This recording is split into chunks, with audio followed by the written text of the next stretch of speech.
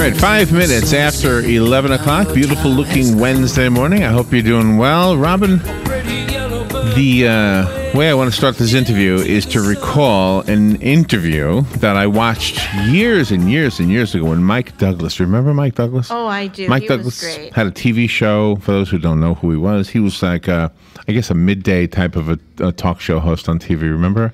Mm-hmm. And he was kind of an entertainment kind of a guy. He wasn't the heavy-hitting type, but he was basically just a chatter. You know, he would chat to people and real friendly kind of guy. Yeah. And I remember he had a couple on, and I don't remember if they wrote a book or not, but they said that they were going to live to be 100 and more years old. And he was asking them questions. In fact, I think they co-hosted. Remember, he used to do that co-hosting thing a lot. Yeah, that so was I think fun. they co-hosted, and he was always like, how are you going to live to 100? And the one thing that kind of I don't know if it resonated, but it stuck with me, is that they had this very, very low calorie approach. If you eat few calories, you will live a long time. And then he would say, yes, and you're going to be very skinny too, you know. And I don't know if it's true. Whenever you go to a nursing home, though, it's probably easy to say that you don't see too many extremely obese people. I think they drop off first, and then I don't know. Judy Gaman is on the phone, and she has written a book called Age to Perfection. She is a health and wellness expert. She's a co-host of her own nationally syndicated Staying Young radio show. She's been featured on some of the big ones like Fox News. She gives health advice to them, and she's an inspirational speaker in her own right, or motivational, maybe is a better word there. Age to Perfection, How to Thrive to 100. Happy, healthy, and wise. It's an honor to say good morning on our show to Judith Gaman. Good morning, Judith. Good morning. I'm so glad we're talking about this, and I'm, one of the best parts about having that guest that you were discussing earlier say that they were going to live to be 100 is you've got to have that mindset. The people that say, oh, I don't want to live to be 100 or oh, today's going to be a bad day. Well, that they're writing their future. But for the people that say, you know what, I'm going to live to be 100 and I'm going to do it right and I'm going to get in there and be healthy, they live excellent lives. And that's key, too. That's the quality part, right? I mean, you don't want to live to 100 and be in a bed for the last 20 years. Well, exactly. I travel a lot with one of the centenarians that I featured in the book. Her name's Lucille. She's going to be 102 in June. As a matter of fact, wow. She just got from Memphis, and she's a hoot. But she exercises. That night, the first night we were in Memphis, I said, I really got to hit the gym tomorrow. She said, you don't need a gym. And she starts doing bicycles on the bed. She's like, just get the legs going. And it's such an inspiration for me in my 40s to see somebody who's over 100 who just says, hey, that's some crunches. And just get with it. So now the guests that I was talking about on the Mike Douglas show, I mean, they had a science to it. Do you think she had a science, or do you think she just did things right? Like, was it planned out, or do you think it's just the way the cards fell for her? Oh, not just for Lucille, but the other people that we interviewed for Age to Perfection, it was like they didn't know this was all good. It just was the way they lived. I mean, they lived on farms, a lot of them, so they ate fresh fruits and vegetables, and they didn't have packaged and processed foods, partially because they weren't available. And then when they were available, things were expensive. You had to live off of the land. So the things that they did a lot of times was because of their circumstance, not because they thought, oh, I should do this to live longer. So a lot of this healthiness has to do with attitude then. Definitely. Attitude plays a huge role in how these people have survived. Just talking to them and spending time with them, they smile a lot. They have, great relationships with their family and their friends, and they look at the positive side. They're all very, very positive. Lucille, she lays out her clothes the night before, and I think that is the ultimate optimism. You're assuming you're going to wake up. Right. That's a good point. So wow, so you're basically saying a lot of this has to do with mind over matter or mind over body. It does. If we tell ourselves, and there's research that backs this up, you don't have to be old. At any age, if you tell yourself, I'm fat, I'm ugly, I'm going to get diabetes, I think I'm going to die of a heart attack, if you start speaking that into your life, you start making those choices, even subconsciously, that lead you down that path. So say I'm going to die of a heart attack and I'm overweight. Well, pretty soon you become the drive-through buddy. You know everybody at the drive-throughs, and you're sealing your own fate. I remember when I was in like 22, I was dating a woman, and she was 2 years older than me, so she would have been 24. And she said, I'm getting so old. I said, you're not old. 20. But she had that mindset. And I hope she's not listening right now, but she kind of aged quicker than I did. I felt. I never grew up, so I'm still Peter Pan. That's right. I don't look like Peter Pan. But that probably wasn't fair to say that at all. But I do think I can see that in some people, that some people seem older than they are, and other people seem younger than they are. Well, and that's exactly right. And it's not necessarily a regional thing. I mean, at Executive Medicine of Texas, where we have a large practice where people fly in from all over the world to see us, people come in with the mindset of, I want to get younger, I want to feel better, I want to change. And once they change their mind, they can change their body. But we've seen where people give that as a gift. Hey, we're going to send you this place, and you're going to get a half-day physical. They come in, and it's not their choice. It was a gift, and we don't see them buy in as much mentally to, I'm going to make these steps. Even if we find things like diabetes or prediabetes, they kind of don't have that, I want to get better. But the people that say, I'm coming in, I'm making this choice, I want to get better, and then they continue to every day make good choices, we see them turn their lives around. Is there anything external in your study that might indicate a reason to live? I'm going to give you an example. I was with my grandfather just before he died, and he asked me where my mother was. That's his daughter. And she was somewhere. She was on a trip or something like that. And I told him. And I called her on the phone so he could speak to her, and he brightened up when he spoke to her. He's like he was almost dead, in other words, and he brightened up when he spoke to her. Then he hung up the phone, and he laid back down, and suddenly he looked like he was almost dead again. And he died like the next day. And sometimes I wonder if we live because there's a reason to. Mm-hmm. I had an uncle on his deathbed. A girl in a bikini showed up on the TV, and he started smiling. And he found a reason to live. We have a reason.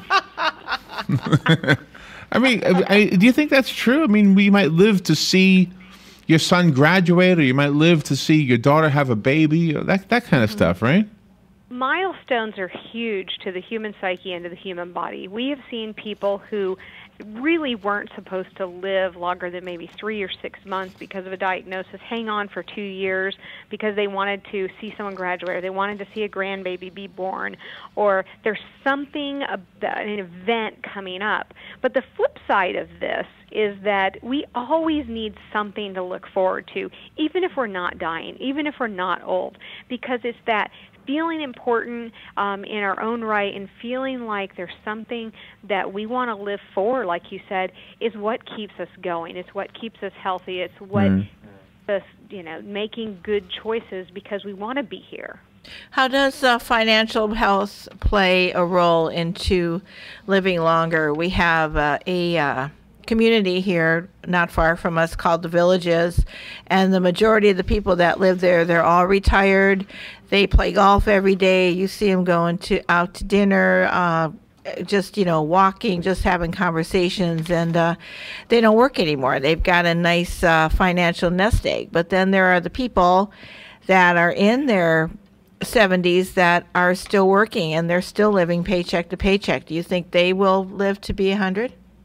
Well, a lot of it is the stress that you put yourself under when you haven't, put that nest egg together, and you're working paycheck to paycheck, and you're concerned that if you got fired tomorrow at 65, 70 years old, could you get another job? And if not, are you going to starve? So there's a lot that goes into it. The money doesn't necessarily make you live longer, because there's a lot of very poor countries where there isn't any money, where we see people living to 100. But what it has to do with is that they don't have that stress level.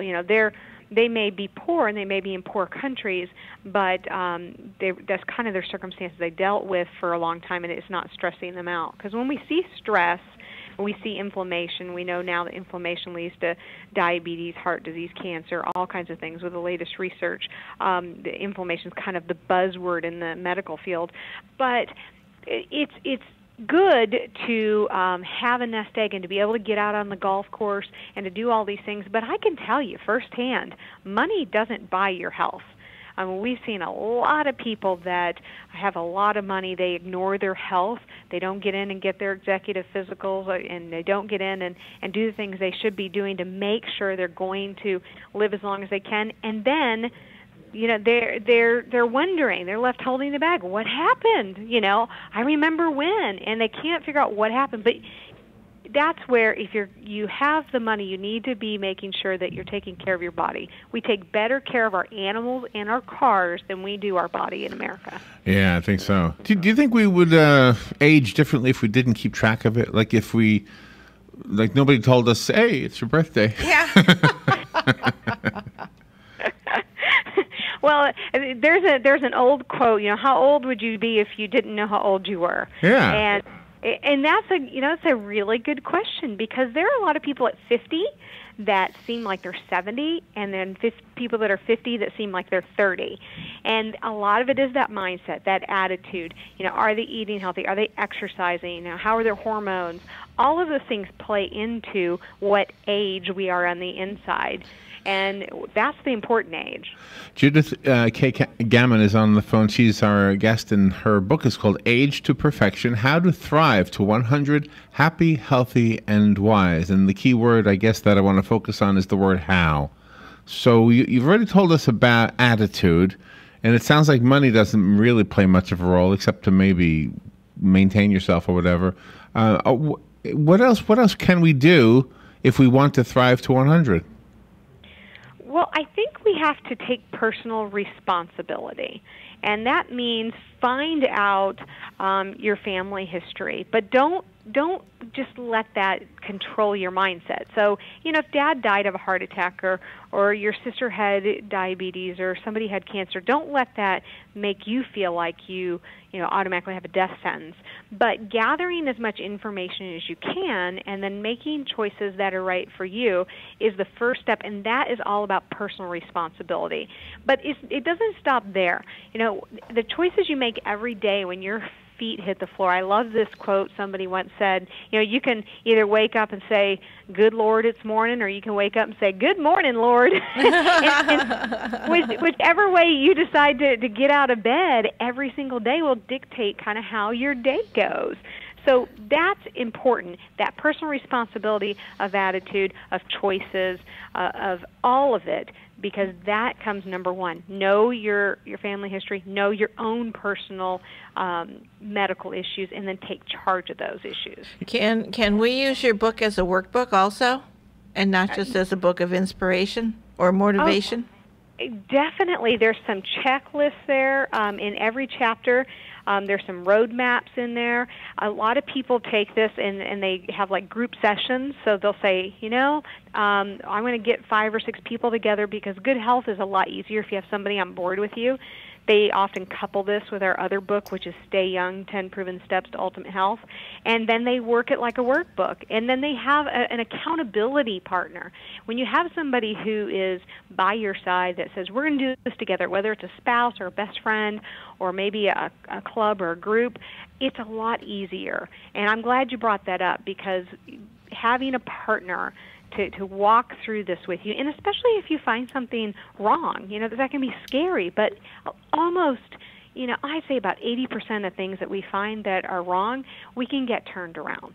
Say diabetes, boy, we can make some huge changes to turn that around. Heart disease, we can keep that from turning into a death sentence. There's a lot that can be done now. Judith, where are you? Where are you located? Out of the Dallas area. Oh, in Dallas, okay. If I said to myself, I'm going to walk from Florida, which is where we are, to Los Angeles. I'm going to walk from here to there. And I made up my mind that's what I was going to do. And that's my metaphor for saying I want to live to be 100. Well, going back to the walk, I would say, well, where am I going to sleep? How am I going to make money so that I can eat? How am I going to do this, that, and the other thing? And I would actually have real things that I had to do. Like maybe I would, sweep floors for money, or maybe have a tent in a backpack, and that's how I'm going to sleep. Are there any physical, actual things that we can do to make it to 100, just like there are physical, actual things we do to get to in a walk from here to California?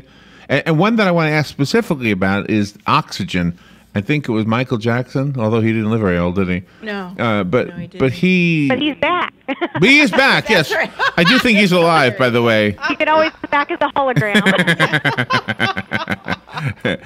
But wasn't he like putting himself in these oxygen tents all the time? And wasn't the whole idea to stay young? Wasn't the whole idea there? Mm-hmm. It was, and that is what is, I think, disheartening, is that there are a lot of celebrities that we see that buy into unhealthy ways. They're buying into the idea that they can purchase their longevity. And like we discussed earlier, you can't purchase your longevity. It just doesn't work that way. And the people that we talked to that were in their 90s and a lot of people in their hundreds, they didn't do all these fancy things. They stuck to the basics. Right. And that's what we have to remember. The basics are what's important. It's amazing with the lady who's 102. If you think about it, she was born in 1912, which means that she... I'm sorry? The year the Titanic sunk. Right. Yeah, right. Gosh. But she wouldn't remember that she was born then. But she probably remembers World War I. Mm-hmm. She was old enough, I should say. Yeah. And she probably spoke to her mom about lots of things that happened before the turn of that century. Mm-hmm. And she's got it all in her memory. I mean, she saw the world go from having no air conditioners,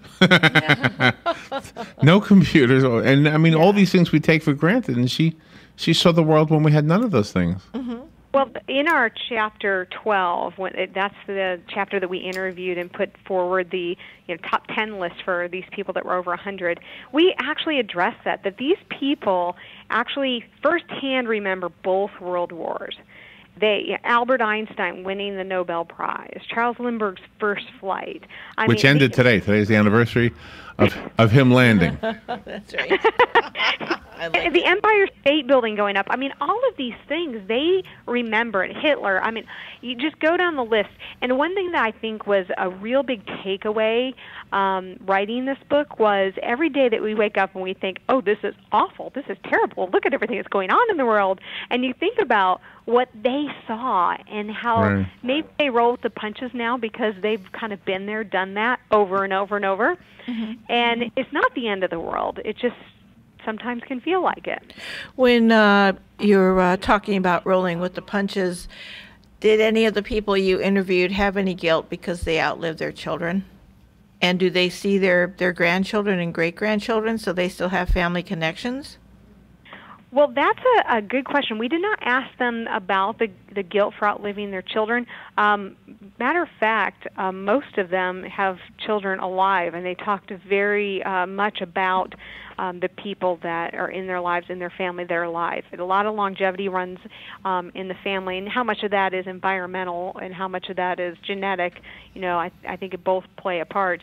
But Lucille actually did lose a grandson, and she had a terrible time with that. He died of an aneurysm. She just said, his whole life was ahead of him. She never dreamed that could happen. And that, I think, played a really hard role for her. But for the most part, these people are very close to their families, and they have great family connections. And it goes back to, I believe, that they learned to not take things so serious. So they built these relationships without, the screaming and the yelling and the hate and all those things that tend to get into families sometimes. And they built their families on love. And we saw that time and time again with these people, because a lot of times we were talking to the child, the daughter, very grown daughter or son, and saying, hey, can we speak with so and so, and they love their parent, and their parent loves them. Great bonds. So the interview went a different direction than I expected it to go. And in the intro, I mentioned the interview that I watched on Mike Douglas, where they had a specific formula for getting to be 100. And I have no idea if that couple ever made it, if they're still around. I have no idea. But I can tell you this, Judith, that Robin and I have spoken to so many authors of books who have written about how to be healthy, not necessarily longevity, but just how to stay healthy and how to don't eat this and do eat that and don't do this and do that. And I can't tell you how many times in all the years Robin and I have done these interviews that sometimes after one of those conversations, somebody will call us off the air and they'll say, they're giving all this advice on how to live a long life. And my grandmother lived to 100 or 94 or whatever it is and didn't do any of that. She had beef stew every day. My grandfather grew to 94, had a shot of whiskey every night. George Burns, whatever, he 90-something when he died, he smoked a cigar all the time. Yeah. So, it's hard to know. It's hard to know what the formula would be. Well, I think you're exactly right, because it comes to play, genetics, environment, attitude, all of those things come to play. So what we strive to do is just give them the best chance that they can have, and from a personal level, what are your own risk factors? And that's kind of like talked about the checklist in the book. What risk factors are you at? And if you're at risk factors for certain things, what are you doing to protect that? And it's not about eat this food, don't eat that food. We do talk about like glycemic index because we don't want insulin spikes. But again, the advice we're giving is just putting a modern day, this is how you do it in today's world, back to the good advice that we got from people, and then coupled that with the research, that's out there. But it's not like, what you see these books, and there's a lot of them that here's your 10 things you must do. Right. It really is more about embracing the whole thing. You know who Billy Joel and Christy Brinkley are, right? Yes. Well, when they were first married, they looked young. Now she does, and he looks, they're not married anymore, but you ever see them now?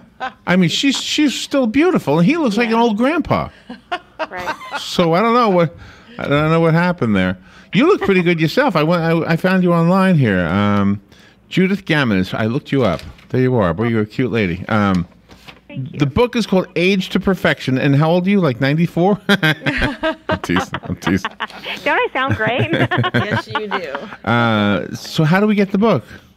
Oh, so if you go to stayyoungamerica.com, you can order the books through the website there, but you can also, your listeners can also listen to podcasts of some of our old shows where we talk in depth about this. And also, there's some interviews. There's a link there to the iTunes podcast of interviews of the show, and there's interviews with Lucille, and she comes on the radio show all the time. She's hysterical.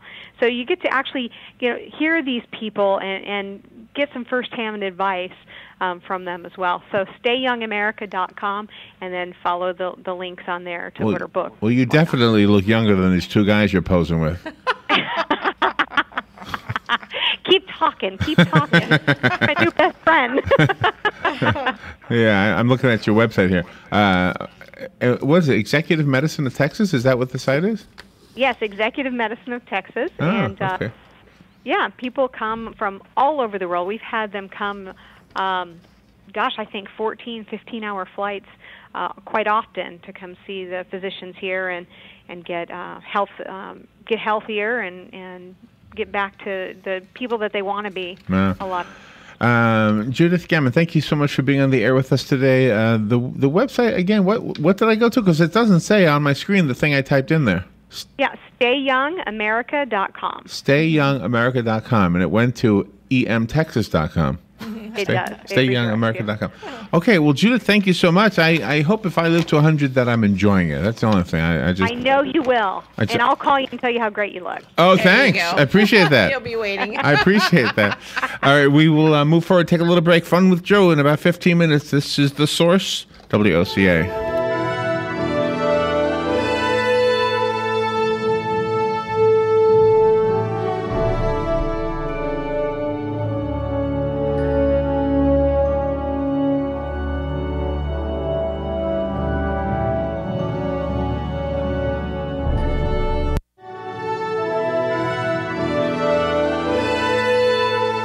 Broadcasting from the Paddock Mall Studios, this is WOCA, Ocala. Fox News Radio, I'm Lillian Wu. President Obama addressing troubles at the VA, which is under pressure for a wait time scandal. Also meeting with the VA Secretary Eric Shinseki. Also at today's meeting, Deputy Chief of Staff Rob Neighbors. Mr. Obama is sending him to Phoenix later today. Phoenix is where we got the first reports of VA hospitals falsifying the amount of time vets had to wait for medical care. We're now told 26 facilities are being investigated over wait times and other issues. Fox's Wendell Goler. A deadly bus accident could have a Southern California interstate highway closed for hours. We do have 4 confirmed fatalities with multiple injuries, some of those major injuries. Authorities say a passenger bus overturned on Interstate 10 near the Arizona border when a big rig jackknifed, spilling a load of steel pipes. And more crews heading to northern Arizona to fight a 450-acre wildfire. Fox News, we report, you decide. And now, another golf confessional brought to you by Golfsmith. A very generous gift giver told us that she's actually a regifter, and it's gotten worse since she went to Golfsmith. She got the new Cobra BioCell driver with MyFly 8 technology. That's 8 distance-improving settings. And she also got a free $75 gift card. Coincidentally, that same day, she gave her dad a great gift, a $75 Golfsmith gift card. Pick up the Cobra BioCell driver and get a free $75 gift card. Only at Golfsmith. Anything for golf. Now through Memorial Day, Performance Bicycle, the nation's largest online cycling retailer, is offering the craziest, most extreme deals in their 32-year history. Markdown Madness at performancebike.com. All bikes are on sale up to 50% off, plus incredible savings on helmets, jerseys, shorts, shoes, parts, accessories. Thousands and thousands of items priced to sell out. Insane doorbusters, 50, 60, up to 70% off. Markdown Madness at performancebike.com.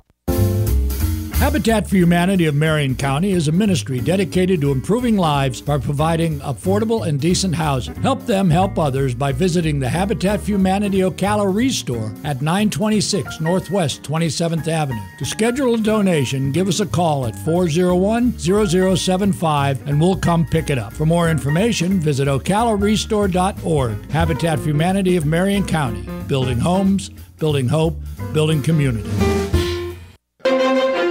You asked for it, Ocala, and Bob Wines does it for you. He's holding over his $10 special on Knockout Roses. New shipment of double red and double pink knockouts, only $10 each while they last. Take that, big box stores. And listen to this, a huge selection of hummingbird and butterfly plants starting at 3 for $10. Yes, get 3 for only $10.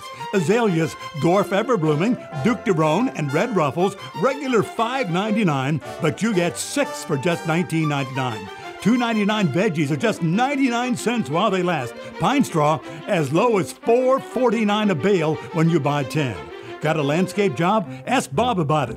They can do it right, do it quickly, and do it for less. That's Bob Wine's Camellia Gardens, Southeast 38th Street, Ocala. Open Monday through Saturday, 9 to 5. Bob Wines. Be sure to like us on Facebook, Growing Greener with Ocala since 1952. Here are today's headlines from the source. WOCA Ocala Fire Rescue is reporting that firefighters were dispatched yesterday to a mobile home fire that destroyed the home of a 74-year-old woman. The homeowner is identified in a report from the Ocala Police Department as Tressie Steen. The report states that the 911 call reporting the fire was made at 6:22 p.m. Firefighters responded to a structure fire at Countrytown Village Mobile Home Park at 2425 Southwest 3rd Avenue. 19 Ocala Fire Rescue personnel assembled on the scene, along with 3 Marion County firefighters to battle the blaze. The owner sustained minor injuries and was evaluated by paramedics, but declined transportation by ambulance, according to a report from Ocala Fire Rescue. Ocala Fire Marshal Alan Peters is investigating the cause of the fire. It is unknown whether smoke detectors in the home were functioning at the time. A report from PETA, the People for the Ethical Treatment of Animals, says that an elephant handler in Williston has been issued a citation and ordered to pay a fine by the U.S. Department of Agriculture 9 months after a Brooksville resident was injured by an elephant.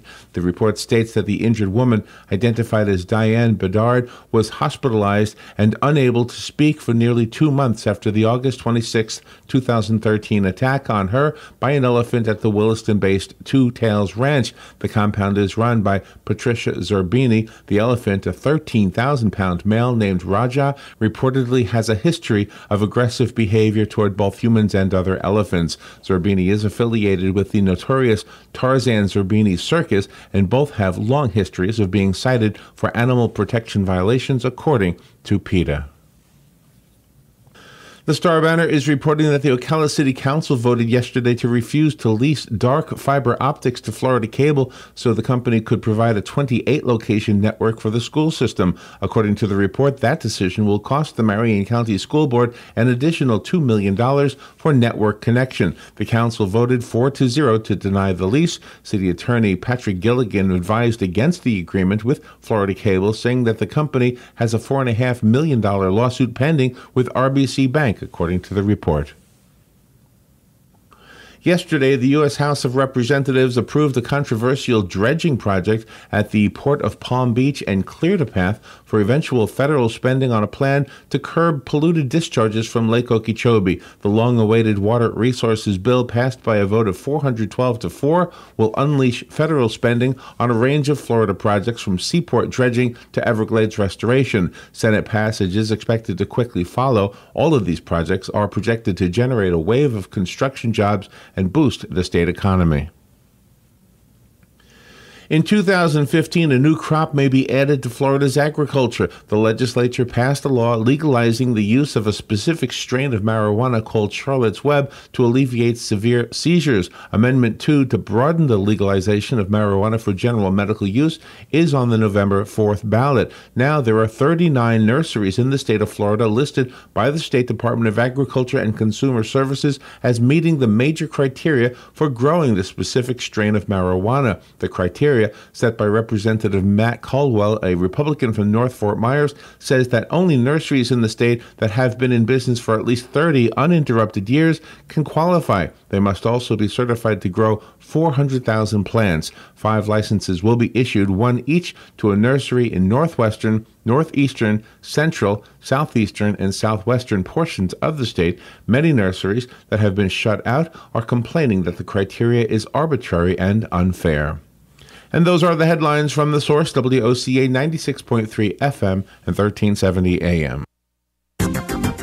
The weather is brought to you by myfwc.com. Life jackets save lives. Wear it, Florida. It's going to warm up quite a bit over the next several days. Not really any rain, though, in the forecast. Through Friday, we'll have a lot of sunshine today with a refreshing breeze in the afternoon, high 82 to 88.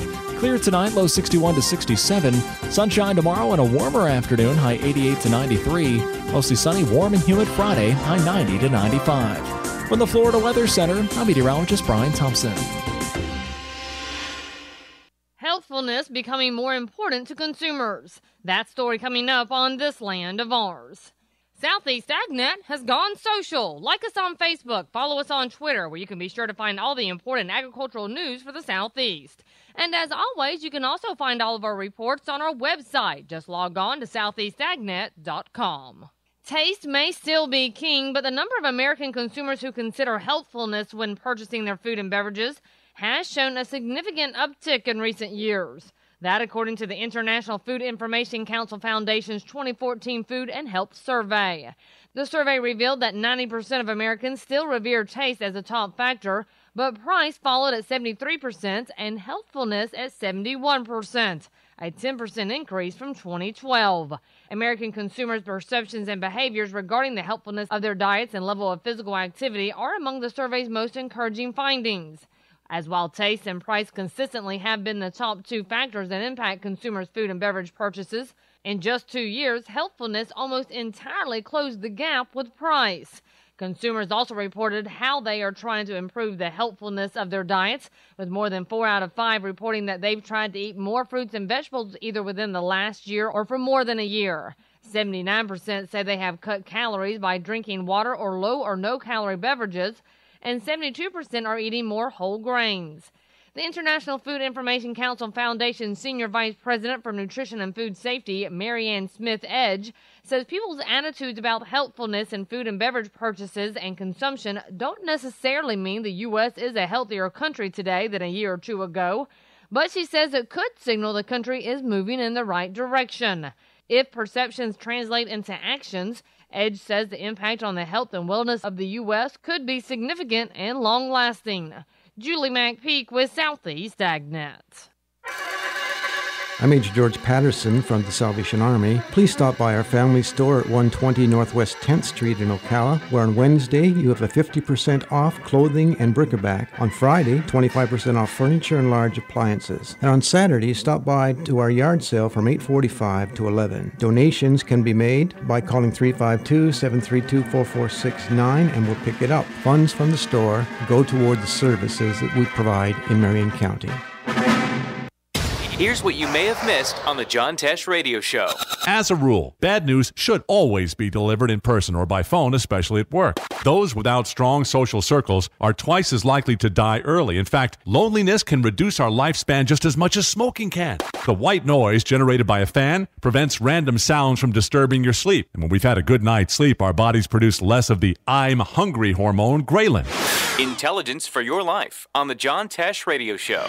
Don't miss this stuff. Pick up your copy of Lady Lake Magazine featuring local businesses and issues and written by local volunteers. Lady Lake Magazine has become a must-read in Marion, Lake, and Sumter counties, audited by Circulation Verification Council and serving the area for 23 years. Plus, Tom's Picks, a free referral for people who are looking for a company to do work for them. All we ask is that you tell them where you heard about them. Call Tom's Picks at 352-804-1223 and pick up your copy of Lady Lake Magazine today. Now read Ocala Downtown newspaper online. Coming August 8th and 9th, the first annual Ocala Bike Fest. How would you like a chance to win a 2014 Harley Street Glide? How about a 2014 Indian Chief Vintage? The tickets are only $100 each, and each chance drawing has only 599 tickets. Now that is some great odds. All proceeds go to ARC. Questions, call 387-2210. The number again is 387-2210. Ocala Bike Fest. We'll see you there. Time again for the Silver Springs Lions Train Show, June 14th and 15th at the National Guard Armory, 900 Southwest 20th Street in Ocala. Times are 9 to 4 on Saturday, 10 to 3 on Sunday. $4 admission for adults, children 12 and under free with a paying adult. You bring in a can of food or a non-perishable item, it's $1 off admission. Come join us for operating train layouts, new and old trains, good food, and just a lot of fun. See you at the show. Ocala's information station, 1370 WOCA. Ocala.